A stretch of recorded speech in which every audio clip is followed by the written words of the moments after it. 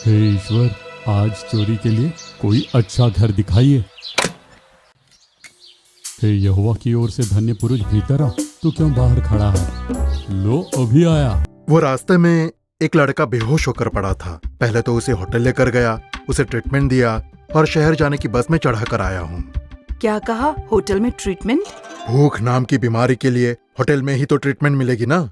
हमें भी आगे बढ़कर भलाई करनी चाहिए, दूसरों की मदद करनी चाहिए, हमारे हाथ बढ़ाकर रोशनी देनी चाहिए। परमेश्वर हमें भरपूरी से आशीष दे।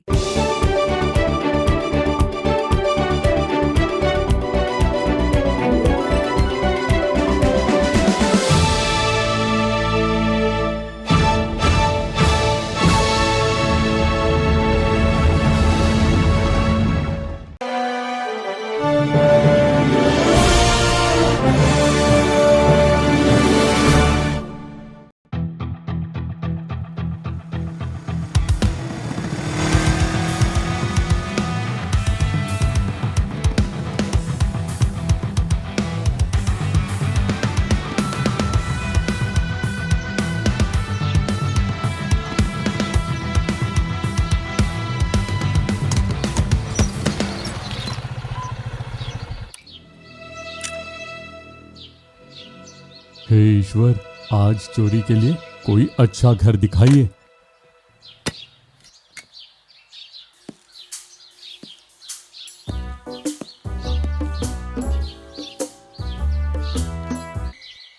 लो अभी आया।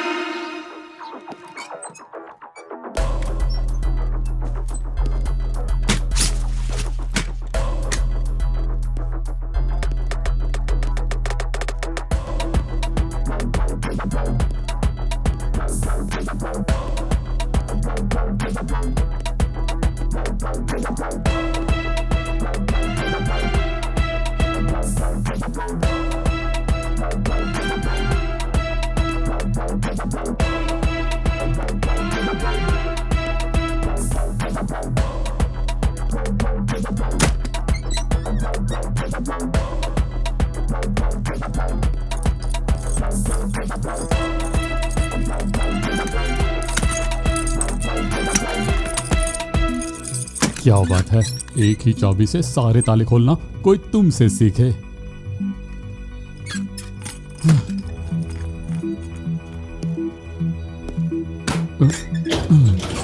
ये क्या, सब इतनी आसानी से खुल रहे हैं?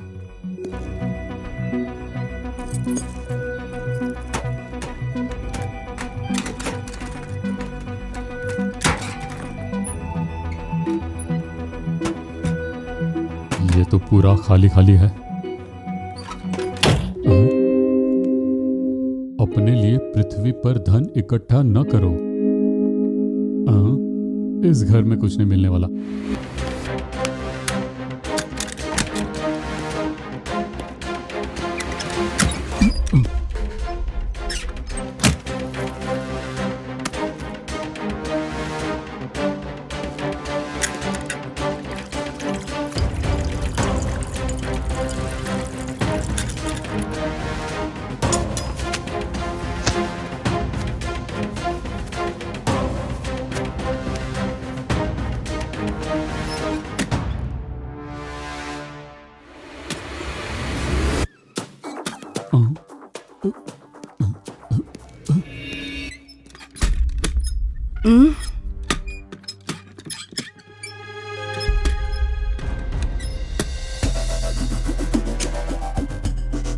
तेज हवा की वजह से दरवाजा खुल गया शायद। ओह, कहाँ फंस गया मैं?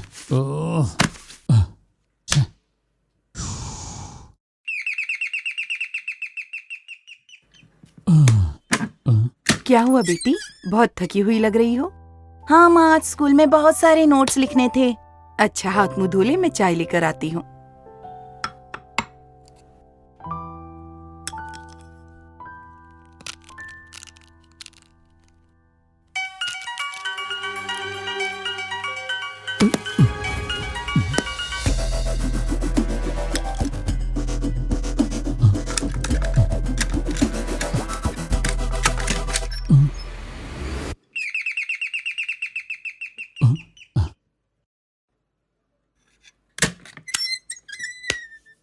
माँ, पापा आ गए।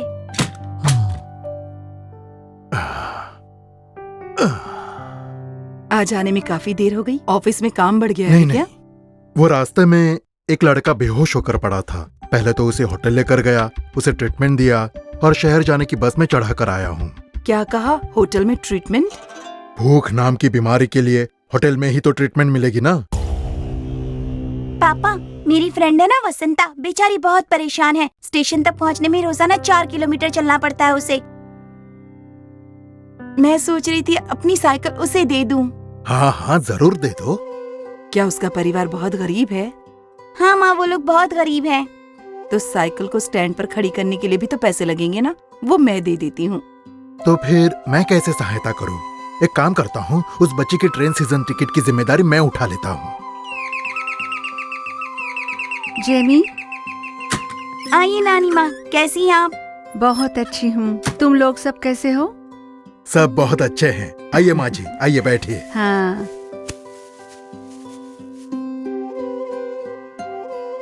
क्या बात है नानी माँ, आप अचानक से आ गई आज? आज तो मुझे यहाँ आना ही था। आज का दिन तुम लोग भूल सकते हो, पर मैं कभी नहीं भूल सकती। आज ही के दिन मुझे एक नया जीवन मिला था। मैंने अपने बेटे को अलग कर दिया और जब जीवन में खुदकुशी के सिवा कोई और रास्ता नहीं दिख रहा था, तब तुम्हारी माँ ने मेरी जान बचाई। अरे माँ जी, हमारा जो यीशु पर प्रेम है ये उसी के कारण हुआ। अगर उस दिन आप नहीं मिली होती और मेरी सहायता करके मुझे रास्ता दिखाकर यीशु के बारे में नहीं बताया होता, तो आज मुझे मरकर 2 साल हो गए होते। क्या आपके बेटे के बारे में कुछ पता चला? उसके बारे में कुछ पता नहीं चला, पता नहीं कहाँ है। चिंता मत कीजिए, प्रभु यीशु बहुत जल्दी आपके बेटे को आपके पास ले आएंगे। जरा वो इमरजेंसी लैंप तो ऑन कर दीजिए।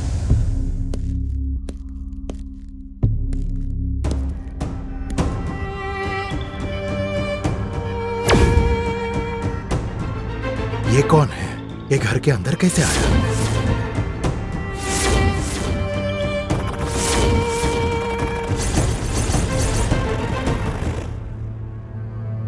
अरे, तुम यहाँ कैसे?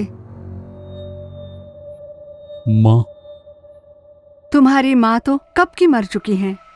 माँ, ये इनका बेटा है? मुझे आप सब लोग माफ कर दीजिए। इस घर में चोरी करने आया था, पर मैं अब सुधर गया हूँ। यहाँ पर आप लोग जो भी बातें कर रहे थे उसे मैं सुन रहा था। आप जो अपना जीवन दूसरों के लिए जी रहे हो, उसने मुझे पूरी तरह बदल दिया। मैंने यीशु के बारे में सुना तो था, लेकिन आज आपके द्वारा मैंने यीशु को देख भी लिया। आज तक जो मेरा जीवन अंधेरे में था, अब रोशनी में आ चुका है।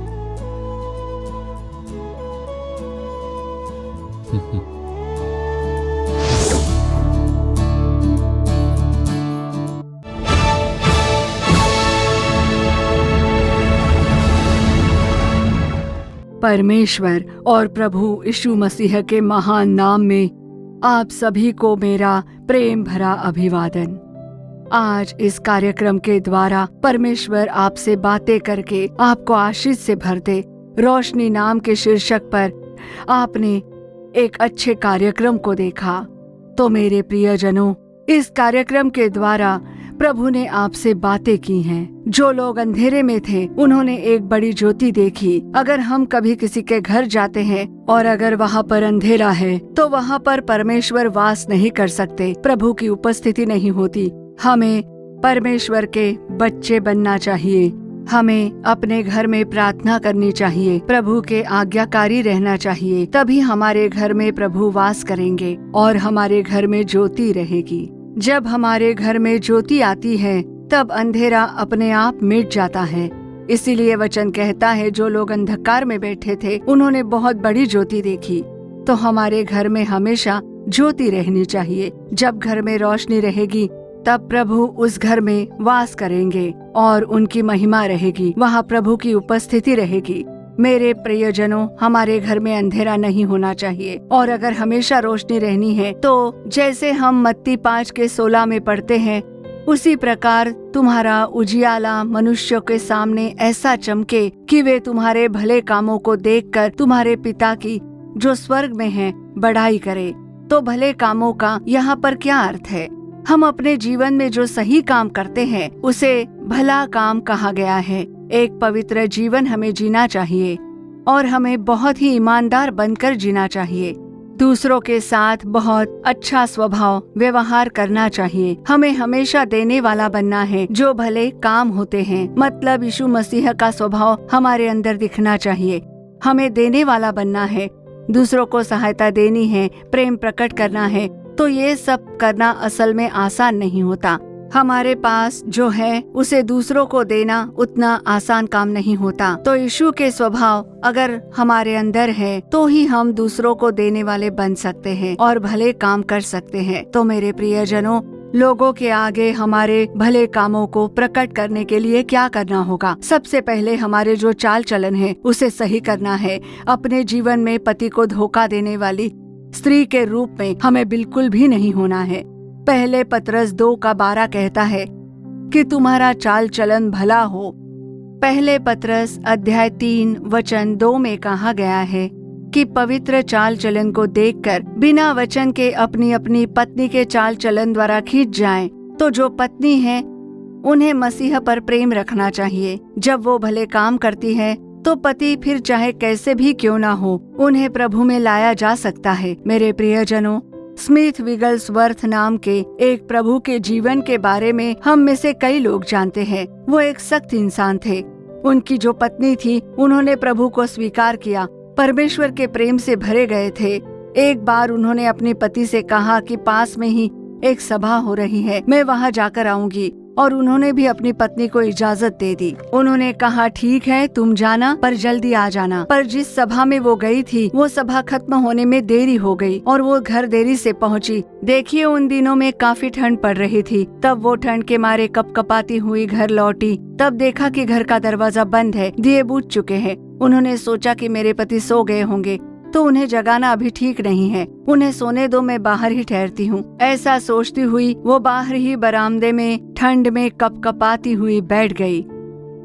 और दूसरे दिन जब सुबह दरवाजा खोलकर उन्होंने देखा कि क्या पत्नी आ गई है, तब उन्होंने देखा कि उनकी पत्नी तुरंत खड़ी हो गई और फिर झट से घर के अंदर चली गई, क्योंकि उन्होंने देखा कि पति जग गए हैं। उन्हें जल्दी से चाय बनाकर देनी है। तो यही पवित्र चाल चलन को देखकर वचन के बिना भी पति को प्रभु की ओर खींच सकते हैं। तो वो बहन अंदर जाकर गर्मा गर्म चाय बनाकर अपने पति के लिए ले आई और उसके बाद तुरंत जाकर उन्होंने टिफिन बनाना शुरू किया, पति को नाश्ता बनाकर दिया। तब उन्होंने पूछा कि मेरी वजह से तुम रात भर बाहर ठंड में थी, रात भर तुम्हें बहुत परेशानी हुई होगी, और अब सुबह तुमने जल्दी से मेरे लिए चाय बना दी और नाश्ता भी बनाकर दे दिया। तो रात भर बाहर रहकर भी क्या तुम्हें मुझ पर गुस्सा नहीं आया? ऐसा पूछने पर उनकी पत्नी उन्हें देखकर मुस्कुराई। प्रभु के प्रेम को उन्होंने प्रकट किया। तो उनकी पत्नी के पवित्र चाल चलन के द्वारा उन्होंने भी अपने जीवन में प्रभु को स्वीकार किया, ऐसा कहा जाता है। तो सार ये है कि पत्नी के पवित्र चाल चलन द्वारा पति खींच जाते हैं, पत्नी के प्रेम से पति खींच जाते हैं। आप शायद कहो मेरे पति का उद्धार नहीं हुआ, सिर्फ मेरा ही उद्धार हुआ है, सिर्फ मैं ही प्रभु की बच्ची हूँ, मेरे पति का भी उद्धार नहीं हुआ है, मेरे पति का स्वभाव नहीं बदला है, हमेशा चिड़े हुए रहते हैं, गुस्से में रहते हैं, मुझ पर हाथ उठाते हैं, पीटते हैं। शायद आप ऐसी सोच में होंगे तो आप खुद को बदल दीजिए, परमेश्वर के प्रेम से भर जाइए। पत्नी के पवित्र चाल चलन से पति खींच जाते हैं। उनके प्रेम से एक भाई को मैं जानती हूँ जो बहुत ही गुस्सा करते थे, हर बात पर गुस्सा, हमेशा चिड़े हुए रहते थे। उनके परिवार में उनकी पत्नी और उनकी एक छोटी बेटी भी थी।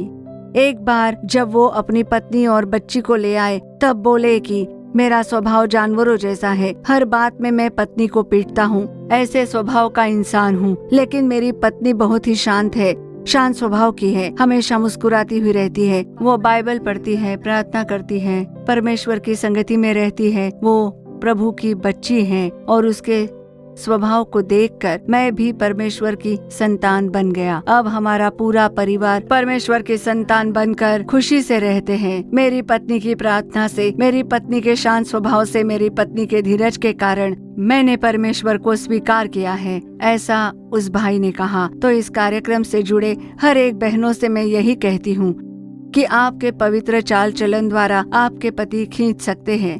क्या आप गुस्सा करती हो, नाराज हो जाती हो, या जो कुछ आपको अपने पति के लिए करना है वो नहीं कर रही हो, तो उसे करना शुरू करें और जीवन में भले कार्य कीजिए।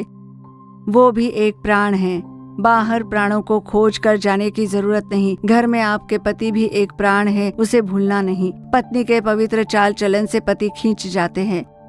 बिना वचन जब प्रेम दर्शाया जाता है तब अपने पति को प्रभु में चलाया जा सकता है। मन फिराएंगे, प्रभु के बच्चे बन जाएंगे, परमेश्वर की संतान बनेंगे। तो मेरे प्रियजनों, हमने भले कामों के बारे में देखा। अब आगे एक बेदाग जीवन जिए। हमारे जीवन में बेदाग और भले कामों को हमें करना चाहिए और सदा पवित्रता के काम करने चाहिए। दानियल 1:8 कहता है, परंतु दानियल ने अपने मन में ठान लिया कि वो राजा का भोजन खाकर और उसके पीने का दाख मधु पीकर अपवित्र न होए। इसलिए उसने खोजों के प्रधान से विनती की कि उसे अपवित्र ना होना पड़े। तो दानियल ने अपनी पवित्रता को संभाल हमें किसी प्रकार के पाप में ना पड़ते हुए कभी अपने जीवन में दाग नहीं लगने देना और एक पवित्र जीवन जीते रहना होगा। हम जो परिवार संभालती हैं, हमें अपने जीवन में पति के आगे पवित्र रहना होगा। पति को पत्नी के आगे सच्चा बने रहना है। बच्चे भी सच्चाई से रहे और पवित्र जीवन जीना होगा। जब पवित्र जीवन जीते हैं तभी प्रभु द्वारा रखे गए आशीष को हम लोग पा सकेंगे। बेबीलोन देश में दानियल को हमेशा सफलता प्राप्त हुई, तो हमारे जीवन में हमारे भी कार्य को प्रभु हमेशा सफल बनाएंगे। हम जब एक पवित्र जीवन जीते हैं, प्रभु हमारे कार्य को भी पूरी तरह सफल बना देंगे। तीसरी बात, हमें गरीब लोगों की सहायता करनी चाहिए। प्रेरितों 9:36 में याफा में तबीता अर्थात दोरकास नामक एक विश्वासिनी रहती थी। वो बहुत से भले भले काम और दान किया करती थी। दोरकास हमेशा गरीब लोगों की सहायता करती थी। तब स्वर्ग ने उनके भले कामों का सम्मान किया और उनके जीवन के दिनों को प्रभु ने बढ़ा दिया। उसके द्वारा परमेश्वर की महिमा हुई।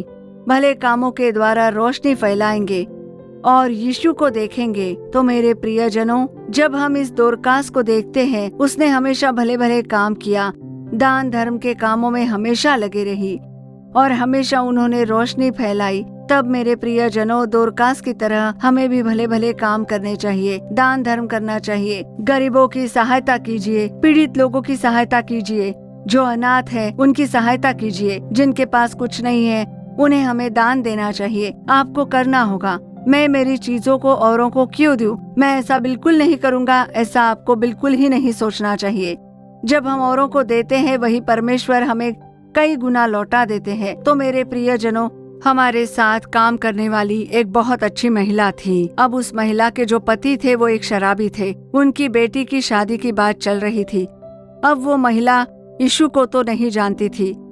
तब उस महिला ने मुझसे पूछा कि माँ, मेरी सहायता कीजिए, मेरी बेटी की शादी है, मेरे पति शराबी है और बेटी की बात चल रही है, मुझे पैसे चाहिए, पैसों की सहायता कीजिए।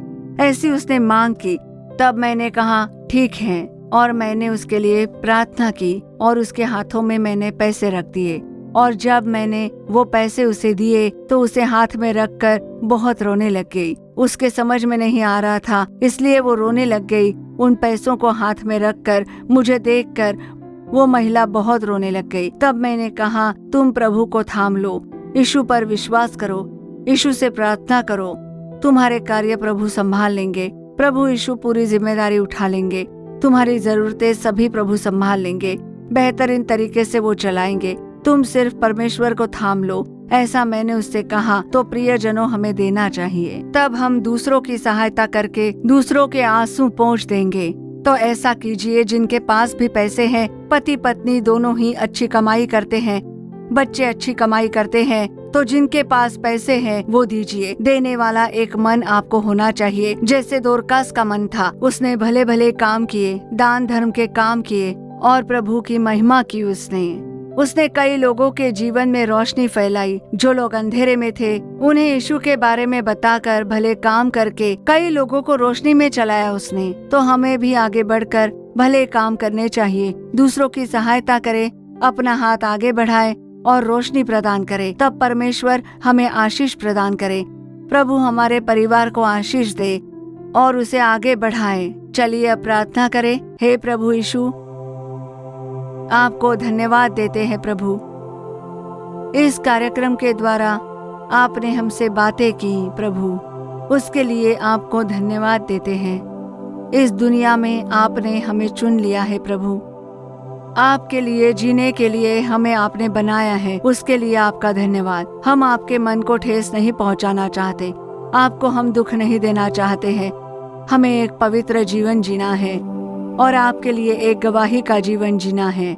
जो कार्य आपको बिल्कुल भी पसंद नहीं है वैसा हमें नहीं करना है, आपको दुख नहीं पहुंचाना है।